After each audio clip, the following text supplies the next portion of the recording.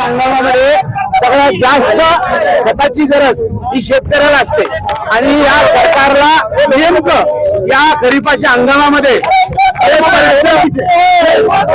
शेतकऱ्याचं खत देणं बंद केलं. एक नवीन ऍप आणलं, ते ऍप डाउनलोड करावं, ऑनलाईन बुकिंग करावी आणि मग खताची बुकिंग झाल्यावर 4 दिवसांनी तुम्हाला काही गोण्या खताच्या मिळतील. सरसकट सगळं खत मिळणार नाही. अशा पद्धतीचा ऍप आणि ऑनलाईन बुकिंग हे तात्काळ परत घ्या आणि शेतकऱ्याला पहिल्यासारखं काउंटरवर गेला की त्याला खत मिळालं पाहिजे, जे पाहिजे ते.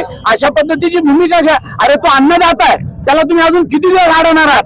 कर्जमाफी त्याला देणार नाही, खत त्याला देणार नाही, बियाणं त्याला देणार नाही आणि शेवटी त्याला नागवायचं आणि त्याच्या शेतीमालाला सुद्धा भाव देणार नाही.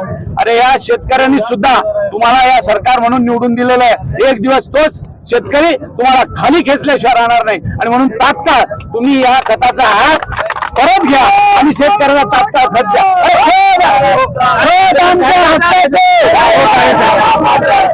आमच्या हक्काचे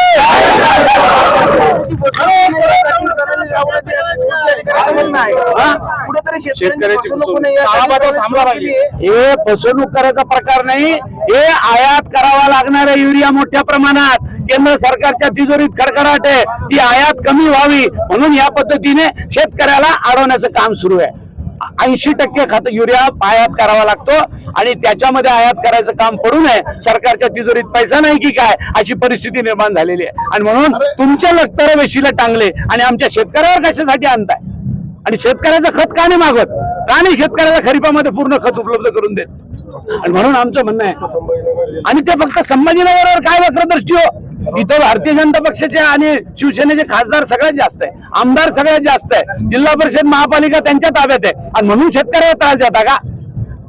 एक लक्षात ठेवा, आज नाही तर उद्या हेच नागरिक तुम्हाला खाली खेचल्याशिवाय राहणार नाही. आणि जर आमचा हा रास्ता रोको इथून आम्ही आज दिवसभर सोडणार नाही, पण जर का आम्हाला मार्ग निघाला नाही तर आम्ही त्यांचे मंत्री सुद्धा रस्त्यावर फिरू देणार नाही. धन्यवाद.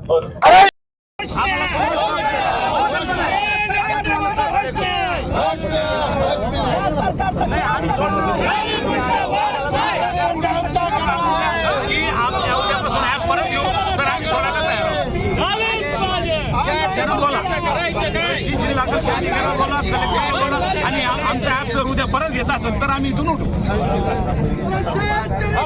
या भाजप सरकारचं करायचं काय?